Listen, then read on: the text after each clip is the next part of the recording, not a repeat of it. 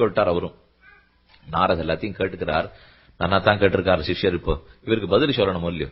பகவோ துர்லபாச்சைவ ஏத்வயா கீர்த்திதா குணாக முனே வக்ஷாம்யஹம் புத்வா தைர்யுக்த ஸ்ரூயதாம் வரஹ. இரும் வால்மீகி, ரொம்ப வேகமா அடுக்கிறீர். சொல்றேன். பகவோ துர்லபாச்சைவ, நீர் கேட்டிருக்கிற குணங்கள் எல்லாம் சுலபத்திலே யாரிடத்திலையும் காணக்கூடிய குணங்கள் அல்ல. துர்லபாக அரிதுன்னு அர்த்தம். பகவோ துர்லபாக அரிது அரிது அரிது. நீர் சொல்லும் குணங்கள் எங்கும் காணப்படாது. இருக்கு, பதிலே நான் சொல்லல. இருக்கு. பகவோ துர்லபாச்சைவ ஏத்வயா கீர்த்திதா குணாக முனே வக்ஷாமி, நான் சொல்றேன் உமக்கு. அகம் புத்வா, நான் தெரிஞ்சுண்டு, புத்வானா தெரிந்து கொண்டுன்னு அர்த்தம். அகம் புத்வா தைர்யுக்த ஸ்ரூயதாம் வரஹ, கேளும் அப்படின்னு சொல்லிட்டு 5 நிமிஷம் பேசல இவர். வால்மீகி பாக்குறார், என்ன ஆச்சாரியன் சொல்லியிருக்கிற சப்தத்தை பார்த்தா புத்வா தெரிஞ்சுட்டு சொல்றேங்கிறார். ஒருவேளை இப்பதான் ஆராய்ச்சியே பண்றாரோ, இனிமேதான் அவருக்கே விஷயம் தெரிய போறதோ, அப்புறம் நான் எனக்கு தெரிஞ்சுக்கிறேன். அதனால சிஷ்யன் கேட்டுட்டா சட்டுன்னு ஆச்சாரியனுக்கு தெரிஞ்சிருக்க வேண்டாமா, இவருக்கு தெரியாதோன்னு தோணும். நாரதருக்கு பதில் தெரியாதபடியாலே காலதாமதம் இல்லை. கேட்ட உடனே ராமன் தான் பதில் தெரிஞ்சு போச்சு நாரதருக்கு. ஆனா அந்த ராமனிடத்துல இத்தனை குணங்களும் இருக்குன்னு மனசுல படுமோ இல்லையோ, பட்டுத்தானே பதில் சொல்லி ஆகணும். இப்போ அந்த மனசு பட்ட உடனே உருகி போய் பேச்சு வாயில வரல. அதனால புத்வாங்கிறதுக்கு பெரியவர்கள் சொல்லி வச்சிருக்கிறது அறிந்துன்னு அர்த்தம் அல்ல, என்ன தேத்திண்டுன்னு அர்த்தம். தெரியும், நீ சொன்ன உடனே கேட்ட உடனே ராமன் தான் சகல கல்யாண குணாபிராமன்னு தெரியும். ஆனால் அதை சொல்றதுக்கு நான் தழுதழுத்து போற சொல்லியோ, ராமன் பதில் சொல்றதுக்கு அவரால் முடியல. ஒரு 5 நிமிஷம் அவகாசம் கூட, கொஞ்சம் மனசை தேத்தினுட்டு அப்புறம் நிமிந்து உட்காந்து சொல்றேன். முனே வக்ஷாம் அஹம் புத்வா தைர்யுக்த ஸ்ரூயதாம் வரஹ. 6ன்னு ஆவலோட வால்மீகி கேட்டு இருக்கார். ஒரே பதில். நீ 16 கேள்வி கேட்டீர், என்கிட்ட ஒரு பதில் தான் இருக்கு. இக்ஷ்வாக்கு வம்ச பிரபவா ராமோ நாம ஜனைஸ்ருதா. இக்ஷ்வாக்கு வம்சத்திலே அவதரித்தவனாய் ராமன் என்று பெயர் பெற்றிருக்கும் சக்கரவர்த்தி திருமகன். அவனே தசரதனுக்கு ஆத்மஜன். அவனே ஸ்ரீவத்சங்கிற உயர்ந்தவனுடைய காகுத்ஸ்தனுடைய வம்சத்திலே வந்து திருவவதாரம் பண்ணினவன். இக்ஷ்வாக்கு குலத்துக்கு கொருந்து மனுகுல மகீபாலன், சூரிய வம்சத்திலேயே அவதரித்தவன். அந்த ராமனை பற்றி உமக்கு சங்கிப்தமாக சுருக்கமா கதையை சொல்றேன் கேட்டுக்கும் அப்படின்னு ஒரு 32 ஸ்லோகங்களுக்குள்ளே ராமாயண கதையை சொல்லியே முடிச்சுட்டார் அவர். அதுவா இருந்திருந்தா நமக்கு ரொம்ப வசதி. ஏன்னா 32 ஸ்லோகம் தானே, 24,000 ஸ்லோகம், இவ்வளவு பெரிய மகாகாவியம் அப்படின்னு பாக்கிறதுக்காக தானே நாளாரு. 9 நாள் கேட்கலாம், 90 நாள் கேட்கலாம், 900 நாட்களும் கேட்கலாம். ஒரு ஸ்லோகமும் ஒரு நாள் கேட்டு இருக்கலாம். அத்தனை அர்த்தம் பொதிந்திருக்கிறது. வியங்கிய காவியம்னு ராமாயணத்துக்கு பேர். வியங்கியார்த்தம்னா உள்ளுரை பொருள். மேலெழுந்த வாரியா ஸ்லோகம் ரொம்ப நல்லா இருக்கும்.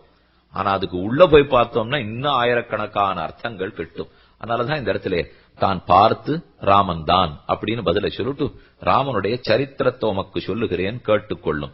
இக்ஷ்வாகு வம்ச பிரபவ ராமோ நாம ஜனைஸ்ருதா நியதாத்மா மகாவீர்யா த்யுதிமான் திருதிமான் வசி புத்திமான் ஸ்ரீமான் வாக்மி ஸ்ரீமான் சத்ரு நிபர்கண விபுலாம்சா மகாபாகு கம்புக்ரீவ மகாஹனு மகோரஸ்த மகேஷ்வாச கூட சத்ரு அரிந்தம ஆஜானுபாகு சுஷிராக சுலலாட்ட சுவிக்ரம சமசம விபக்தாங்க ஸ்னிக்தவர்ண பிரதாபவான் பீனவக்ஷா விஷாலாட்சா லக்ஷ்மிவான் சுபலக்ஷண.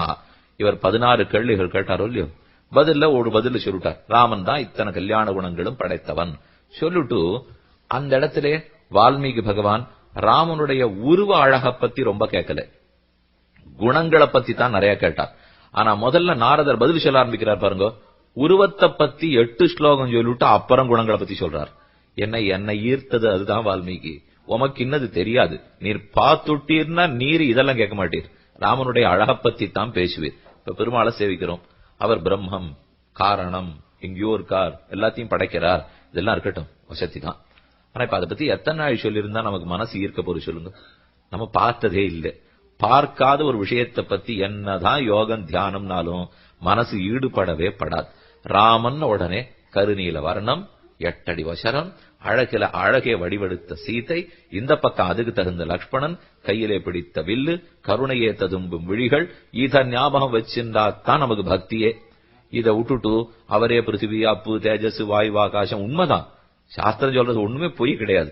நீராய் நிலனாய் தீயாய் காலாய் நெடுவானாய் சீரார் சுடர்கள் 2ஆய் சிவனாய் அயனானாய். ஆழ்வார் பாசுரத்துல சொல்றார், நீயே நீர், நீயே தீ, நீயே கால், நீயே அயன், எல்லாம் நீதான். பெருமாள் உடனே சொன்னார், எல்லாம் நான் தான் புரிஞ்சுட்டீரோ இல்லையோ, அப்ப என்ன வரணும்னு சொல்லாதீங்க. உம்ம ஊர்லயே பிருத்திவி அப்பு தேஜஸ் எல்லாம் இருக்கும் இல்லையோ, அதையே பார்த்து என்ன சேவிச்சதா வச்சு கும்பிட்டார் பெருமாள். ஆழ்வார் சொன்னார், அதெல்லாம் எனக்கு திருப்தி கிடையாது. அதுக்குன்னு குளத்தை போய் பார்த்தா ஒன்ன பாக்குற அளவுக்கு எல்லாம் ஞானம் எனக்கு இல்ல. அது யாராவது 4 ரிஷிகளுக்கு இருந்திருக்கலாமே தவிர, நீ எனக்கு வேண்டியபடி கூறாராழி வெண்சங்கேந்தி கொடியேன் பால் வாராய், ஒரு நாள் மண்ணும் விண்ணும் மகிழவே சங்க சக்கரங்களை ஏந்திண்டு 4 தோள்களோட எனக்கு பிடிச்ச வடிவத்தோட வந்தாத்தானே எம் மனசு ஈடுபடும். நீ பிருத்திவி அப்பு தேஜஸ் வாயு ஆகாசம்னு இருந்தா எனக்கு ஈடுபடுமா? அதனாலே ராமன் உடனே குணங்கள் எத்தனையோ இருந்தாலும் ரூப குணங்கள் தான் முதல்ல நாரதரை ஈர்க்கிறது. பெருமாளுக்கு ஸ்வரூப குணங்கள்னு பல, ரூப குணங்கள்னு பல. ஸ்வரூபங்கிறது அவருடைய இயற்கை, அதை பத்தி சொல்லக்கூடிய குணங்கள் எத்தனையோ. அதெல்லாத்தையும் கொஞ்சம் பின்னாடி தள்ளிட்டார் நாரதர். தள்ளுட்டு அவனுடைய ரூபத்தை பத்தி தான் முதல்ல சொல்றார். மகோரஸ்கா மகேஷ்வாசா கூட ஜத்ரு அரிந்தமஹ ஆஜானுபாகு. 8 அடி வசரம், 96 அங்குலம்னு வால்மீகியே சொல்றார். 12 அங்குலம் ஒரு அடியோ இல்லையோ, 96 அங்குலம்னா 8 அடி வசரமா ராமன். அந்த யுகத்துல அப்படி இருந்திருக்கா போல். அதனாலே ராமனோ மகோரஸ்கா மகேஷ்வாசா, அந்த அடி வசரத்துக்கு துளி அளவுக்கு வில்லு ராமனுக்கு கையில இருக்கும். ஷார்ங்கம்ங்கிற வில் அவர் நிக்கிறாரா வில்லு நிக்கிறாரான்னு இருக்குமா, அவ்வளவு பெரிய வில்லை கையில ஏந்திக் கொண்டு மகேஷ்வாசா கூட ஜத்துரு அறிந்தமஹ ஆஜானுபாகு, தன்னுடைய முழந்தாளவு நீண்ட கைகளோலே சுசிராக சுலலாட்டக சுவிக்கிரமஹ சமபக்த விபக்தாங்கர், அவனுடைய தோள்கள்லேருந்து இடையிலேருந்து தொடைகள்லேருந்து திருவடி வரைக்கும் தகுந்த சமனான சீரிலே இருக்கக்கூடிய வடிவழகு. சமஹ சம விபக்தாங்கா ஸ்னிக்த வர்ணக, நிகு நிகு நிகு நிகுன்னு மனசை ஈர்க்கக்கூடிய கருநீல வர்ணம். வெளுப்பால்லே சகப்பால்லே, ஆனா கருப்பா இருந்து ஈர்க்கக்கூடியதுங்கிறது ராமனுக்கு கிருஷ்ணனுக்கு தான். ஏன்னா சாதாரணமா வெளுப்பா இருக்கா அழகா இருக்கான்னு. இங்க சம்பிரதாயத்தை பொறுத்த வரைக்கும் கருப்பா இருந்தா தான் அழகே. பெருமாளே கருப்பு, அதுக்கப்புறம் வெளிப்பாரான் இருந்தா, வெளுப்பா இருக்கிறவா முதல்ல நகநட்டு போட்டுண்டாலே எடுக்கவே எடுக்காது. தங்கத்தை போய் காசு கொடுத்து மெனக்கெட்டு வாங்கிட்டு வருவோம். அவ வெள்ளை வெள்ளையன்னு இருந்தா போட்டுண்டா வித்தியாசமே தெரியாது. அதனால கருப்பா இருந்தா தான் வைரம் போண்டா நன்னாவே இருக்கும். இப்ப பகவான் அப்படியே இருக்காரு. ராமரத்னம் இல்லையோ, ரத்தனம் அப்பதானே நன்னா இருக்கும். கோபால ரத்னம் ராமரத்னம்னு சொல்லலையா? அவ கருப்பா இருந்தா தான் ரத்தனம் நன்னா இருக்கும். அவளே வெளுப்பா இருந்தா, இப்ப பெருமாளுக்கு பரியட்டம் வஸ்திரம் வாங்கி சமர்ப்பிக்கிறதுக்காக போறோம். அர்ச்சக சுவாமிகிட்ட கேட்டு பாருங்க. இப்ப பார்சாய் பெருமாள் சேவைக்கு போறோம், அங்கங்க ஒருத்தர் பெருமாள் சேவைக்கு போறோம். அங்க போயிட்டு சாமி எந்த வர்ணத்துல வஸ்திரம் வாங்கிட்டு வரலாம்? நம்ம சொல்ற மாதிரி வெள்ளையா வாங்கிட்டு வா, புஷுன்னு வாங்கிட்டு வரலாம் சொல்ல மாட்டான். நல்ல கரும்பச்சை, கரு நீலம், மஞ்சள், சகப்பு வாங்கிட்டு வரும்புவா. நம்ம தோணும் கருப்பா இருக்கிறவா இதெல்லாம் கட்டிண்டா எப்படி இருக்கும்? சாதாரணமா இப்ப நான் கருப்பா இருக்கேன்னு வச்சுக்கோங்களேன், மஞ்சள்ல புடவைய கட்டிண்டு, இல்ல அதுக்கு மேல ஒரு சொக்கா போண்டு நீளத்துல போண்டு, அதுக்கு மேல ஒரு ஷால்வைய சகப்பா சுத்திண்டு, பச்சையில ஒரு முண்டாச்சு கட்டின்னு வந்து பாருங்க, கருப்பா இருக்கிறவர் எப்படி இருக்காருன்னு அப்பதான் தெரியும். ஆனா பகவானுக்கு இத்தனையும் பண்றோம், அவர் கருப்பாத்தான் இருக்கார், நிகு நிகுன்னு அவ்வளவு நெடிய உசரம். ஆனா அவருக்கு என்னைக்கானும் பச்சை நீலம் மஞ்சள் இப்படித்தான் வஸ்திரமே சாத்திரா. ஆனா அது எவ்வளவு அழகா எடுக்கிறது தெரியுமா? அழகா இருக்கிறவாளுக்கு எது பண்ணாலும் எடுக்கும், இல்லைன்னா எது பண்ணாலும் பிரயோஜனம் இல்லைன்னு அர்த்தம். அதனால இதை நாம இதெல்லாம் இந்த சரீரத்தை அலங்காரம் பண்ணிக்க முயற்சித்த அர்த்தமே கிடையாது. ஆத்மா அழகு, அதை அலங்கரிக்கிறதுக்கு தான் வழி பார்க்கணுமே தவிர, பரமாத்மாவை பொறுத்த வரைக்கும் திருவுருவத்தையே அலங்கரிக்கணும். நம்மளை பொறுத்த வரைக்கும் ஆத்மாவை அலங்கரிச்சுக்கணும். ஏன்னா இந்த சரீரத்துக்கு எந்த ஒண்ணும் இல்லை. ஆனா பகவானுடைய திருமேனிங்கிறது ஈர்க்கிறது சொல்லி மனசே.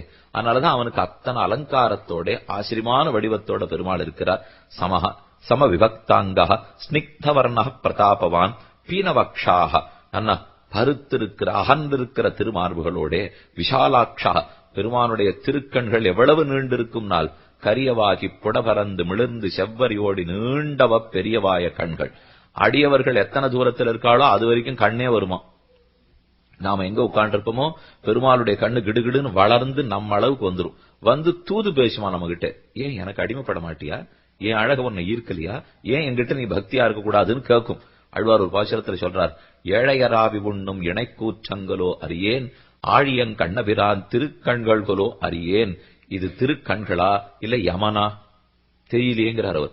ஏன்னா நாம பக்தி இல்லாத வரைக்கும் கண்கள் வந்து வந்து நமக்கு பக்தியை உண்டாக்கிடுமா.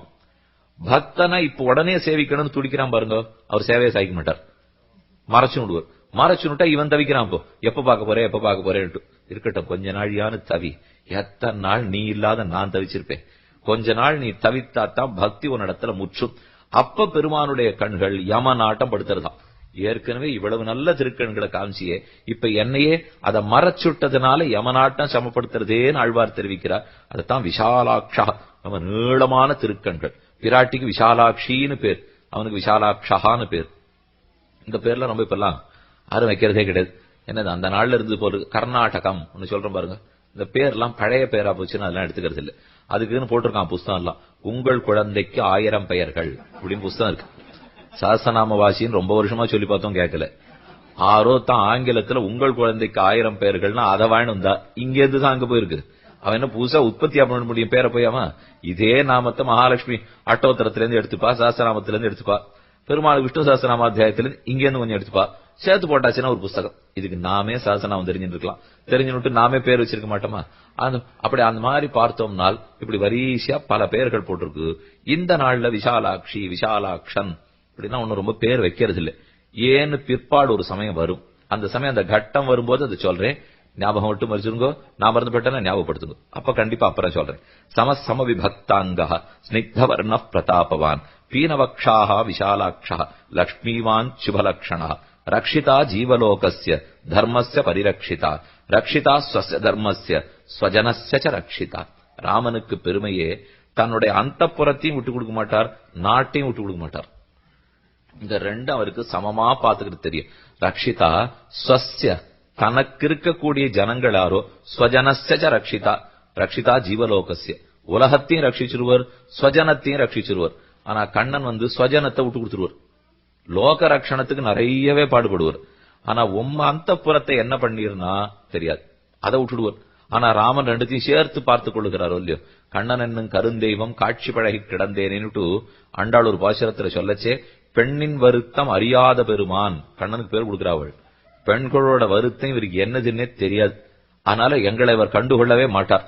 அதே ஆண்டாள் ராமனுக்கு பேர் கொடுக்கிறார், மனத்துக்கினியான். எங்க மனசுக்கு ரொம்ப இனிமையானவர் ராம். ஆண்டாள் பிறந்ததே கண்ணனுக்கு, அதை ஞாபகம் வச்சுக்கணும். ஆனா அவ பாடுறது கண்ணனை கொண்டாட மாட்டேங்கிறா, ராமனைத்தான் மனத்துக்கினியானை பாடவும் நீ வாய் திறவாயின்னு திருப்பாவ பாசுரம் இல்லையோ.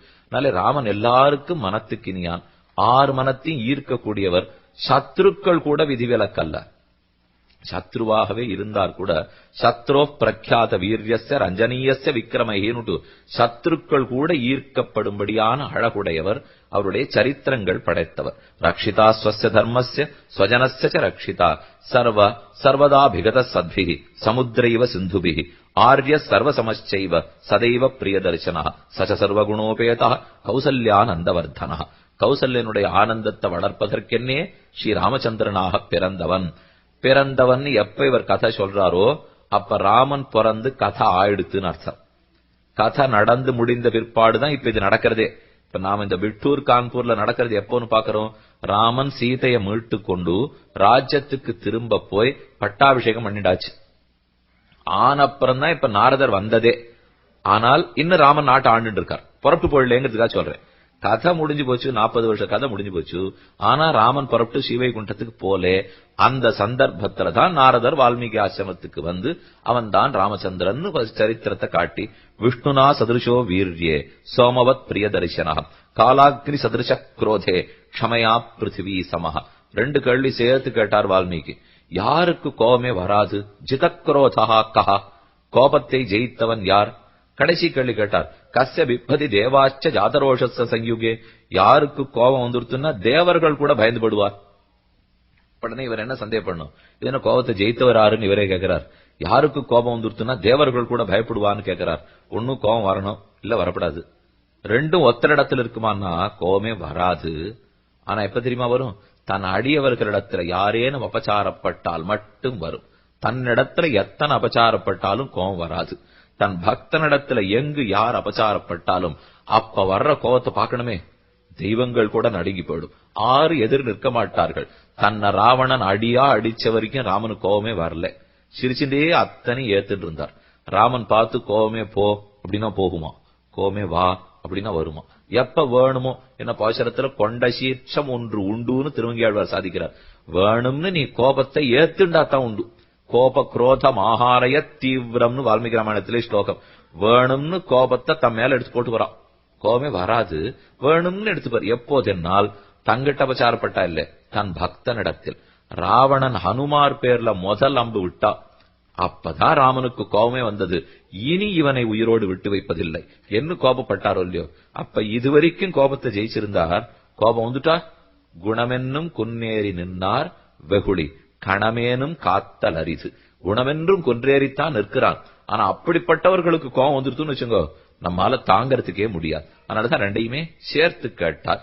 தனதேன சமத்தியாகே சத்தியே தர்ம இவாபரா தமேவங் குணசம்பன்னம் ராமம் சத்திய பராக்கிரமம். இவ்வளவு நேரமும் வால்மீகியே நான் சொன்னதெல்லாம் சர்வகுணோபேதனான எம்பெருமான் ராமச்சந்திரனை பத்தி சொன்னேன், கேட்டுக்கொள்ளும் என்ன அவருடைய சரித்திரத்தையும் சுருக்கமாக சொல்லி முடிவெடுத்துகிறார். அபிழிச்ச சலங்காயாம் ராட்சசேந்திரம் விபீஷணம் கிருதகிருத்தியஸ்ததா ராமஹா விஜ்ரஹா பிரமுமோதா. ராட்சசேந்திரனான விபீஷணனுக்கு ராஜ்யத்தை பட்டாபிஷேகம் பண்ணி வைத்தான், புஷ்ப விமானத்தில் ஏறினான், திரும்ப நாட்டுக்கு வந்தான்ங்கிற அளவுக்கு கதையை நன்னா சுருக்கமா சொல்லி முடிச்சுட்டு, பிரகிருஷ்டம் உதிதோ லோகா துஷ்ட புஷ்ட சுதார்மிகா ராம சீதாம் அனுப்பிராப்பிய ராஜ்யம் புனரவாப்தவான். இழந்த ராஜ்யத்தையும் சீதையும் ராமன் ஒருங்கே பெற்றான் அப்படிங்கிற வரைக்கும் கதை சொல்லிட்டா இருப்போம். அப்ப ராஜ்யம் ராமனுக்கு கிடைச்சுடுத்துன்னு ஆயிடுச்சு இல்லையோ, மேல வரப்போறது பிராப்த ராஜ்யஸ்ய ராமஸ்யன்னு ஸ்லோகத்துல சொல்ல போறார். ராமனுக்கு ராஜ்யம் கிட்டின பிற்பாடு வால்மீகி கதை எழுதுகிறார். ராமசீதாம் அனுப்பிராப்பிய ராஜ்யம் புனரவாப்தவான் தசவருஷ சஹசிராணி தசவருஷ சதானிச்ச ராமோ ராஜ்யம் உபாசித்வா பிரம்மலோகம் பிரயாஸ்யதி. 11,000 ஆண்டுகள் ராமன் ராஜ்யத்தை ஆழ்வன். அப்புறம் ஸ்ரீவைகுண்டத்துக்கு புறப்பட்டு போகப் போகிறார். தசவருஷ சஹசிராணி, சஹசிரம்னா 1000, தசசஹசிரம் 10,000, தசவருஷ சதானி, சதன 100, தசசதன 1000, அப்ப 10,000 1000 11,000 தசவருஷ சஹசிராணி தசவருஷ சதானிச்ச ராமோ ராஜ்யம் உபாசித்வா பிரம்மலோகம் பிரயாஸ்யதி. இந்த கதையத்தான் இப்பொழுது மேல எழுத போறார் வால்மீகி. இதம் பவித்ரம் பாபக்னம் புண்ணியம் வேதைச்ச சம்மிதம் யஹ படேத் ராமச்சரித்திரம் சர்வ பாபைஹி பிரமுச்சதே. இந்த இடத்துல ஒண்ணு நீங்க கூர்ந்து கவனிக்கணும். இன்னும் ராமச்சரித்திரம் இல்ல, இப்பதான் கேள்வியே கேட்டிருக்கார் வால்மீகி நாரதரிடத்தே. நாரதர் இப்ப தான் ஒரு ராமச்சரித்திரம் சொன்னார் இல்லையோ, இந்த ராமச்சரித்திரத்தை யாருத்தன் தினம் நினைக்கிறானோ சகல பாபங்களிலிருந்தும் அவன் விடுபடுகிறான். அதை சொல்றச்சே அவருக்கு மனசுல தோணித்து, ஆனா இந்த சரித்திரத்தை நன்னா எழுதவே இல்லையேன்னு தான் சொல்லிட்டாரு. இப்ப சரித்திரத்தை சுருக்கமா, ஆனா அதை நன்னா எல்லாரும் நினைக்கிற அளவுக்கு எழுதி வைக்கணும் இல்லையோ. பெரியோர்கள் மனதில் ஒன்று நினைத்தால் பகவான் உடனே அதை நிறைவேற்றி கொடுத்துருவோம். இப்ப நாரதர் ஒரு நிமிஷம் நினைக்கிறார், நம்ம சொல்றமே இந்த சரித்திரத்தை சொல்ற அளவுக்கு யாரு எழுதி வைக்கலையே அப்படிங்கிற எண்ணத்தோட வால்மீகியை பார்க்கச்சே பெருமான் அப்பவே முடிவு பண்ணிட்டார். எப்ப இவர் ஆசைப்பட்டாரோ இனி இவரை கொண்டே நாம் சாஸ்திரத்தை கல்பிக்க வேணும். இதம் பவித்ரம் பாபக்னம் புண்ணியம் வேதைச்ச சம்மிதம். வேதமே இதுவே வேதம் என்று சொல்ற அளவுக்கு பிரபாவம். யஹ் படேது ராமச்சரித்தம் சர்வ பாபைஹி பிரமுச்சதே. யார் ராமச்சரித்திரத்தை படிக்கிறானோ அவன் எல்லா பாபங்களில் நின்றும் விடுபெறுகிறான். ஏததாக்கியான மானுஷ்யம் படன் ராமாயணம் நரஹ சபுத்திர பௌத்திர சகணஹ பிரேத்திய ஸ்வர்கே மஹீயதே. ஸ்வர்க்கத்தை காட்டிலும் சிறப்பு அவனும் அவன் பிள்ளைகளும் அவன் பேரன் பேத்திகளும் அவன் குடும்பம் முழுக்க பெறுகிறது. எல்லா பாபங்களில் நின்றும் விடுபட்டு ஸ்ரீராமச்சந்திரனிடத்துல நீங்காத பக்தி நிரம்பி வாழ்கிறான் அப்படின்னு சொல்லிட்டார். அதோட அந்த வாக்கியத்தை எல்லாம் வால்மீகி கேட்டுட்டார். அடுத்த சர்க்கம் பாருங்க. நாரதஸ்யது தத்வாக்கியம் ஸ்ருத்வா வாக்கிய விசாரதா பூஜையாமாச தர்மாத்மா சஹசிஷ்யோ மகாமுனின். தன் சிஷ்யரான பரத்வாஜரோட சேர்ந்து ஆச்சாரியரான நாரதருக்கு எல்லா பூஜையும் பண்ணிவிட்டார். பண்ணி முடிச்சப்புறம் கிளம்புறார். பரத்வாஜரை பார்த்து சிஷ்யரை பார்த்து அவர் தெரிவிக்கிறார், நாம போய் சீக்கிரம் தீர்த்தமாட்டு வருவோம். இப்பதான் சுவாமி புறப்பட்டு போயிருக்கார். நித்திய நைமித்திக கர்மாவுக்கு நாழியாருது, போலாம்னா எவ்வளவு தூரம்? எப்பவும் கங்கைக்கு போவாவா? இன்னைக்கு நீங்க பார்க்கலாம், அந்த வெட்டூர் ஆசிரமத்துல போனா அங்கேருந்து கொஞ்ச தூரத்துல கங்கை இருக்கு, கிட்டக்க பக்கத்துல தமசா நதின்னு ஓடுறது. இவர் பார்த்தார், ஏற்கனவே ஆச்சாரியத்தை ரொம்ப நாழியா பேசிட்டு இருந்துட்டோம், அதனால இனிமே கங்கைக்கு போறதுக்கு நாழி இருக்குமா தெரியாது, பக்கத்துல இருக்கிற தமசா நதியில தீர்த்தமாட்டு வந்துருவோம். அவிதூரதா, ரொம்ப தூரத்துல இல்ல, பக்கத்துல இருக்கிறதுனால அங்க போவோம்னு புறப்படுறார். ச முகூர்த்தங்கதே தஸ்மின் தேவலோகம் முனிஸ்ததா ஜகாம தமசா தீரம் ஜான்ஹவ்யாஸ்துவவிதூரதா. ஜான்ஹவிங்கிறது கங்கை, கங்கை ரொம்ப தூரம் போகணும், அது தூரதா. ஆனா பக்கத்துல அவிதூரதா, தமசா பக்கத்துல இருக்கு, அங்க போலான்ட்டு போனார். சதுதீரம் சமாசாத்திய தமசாயா முனிஸ்ததா சிஷ்யமாக ஸ்திதம் பார்ஸ்வே திருஷ்டுவா தீர்த்தம் அகர்த்தம் அகர்த்தமவிதம் தீர்த்தம் பரத்வாஜ நிஷாமய ரமணீயம் பிரசன்னாம்பு சன்மனுஷ்ய மனோயதா. இது ஒரு பாதி ஸ்லோகம். இந்த மாதிரி சில துண்டுகள் தான் ராமாயணத்துக்கே பெருமை. அவர் என்ன சொல்றாருன்னா, இப்ப இந்த ஒரு பாதி ஸ்லோகம் இருக்கு பாருங்க, இது நம்ம ஆச்சாரியார்களுடைய வியாக்கியானத்தை வாசி பார்த்தீங்கன்னா ஒரு 100 இடத்துல வரும். ரமணீயம் பிரசன்னாம்பு சன்மனுஷ்யம் அதோயதா. தமசா நதியினுடைய